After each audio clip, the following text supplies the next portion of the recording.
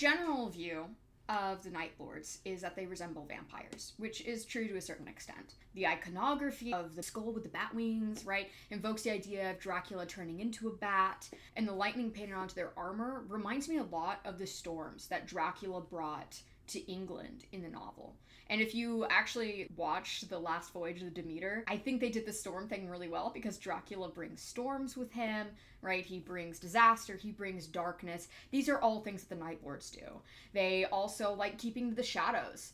And immediately that calls back, of course, sunless creatures, right? Vampires can't go out in the sun. But not to mention, also the use of terror tactics is a real callback to the real history of Vlad the Impaler, who Dracula is based on. We see that Curze, honestly, is not really a general. He hates being a general. He doesn't really like conquering worlds outside of Nostromo. He kind of did Nostromo almost out of necessity.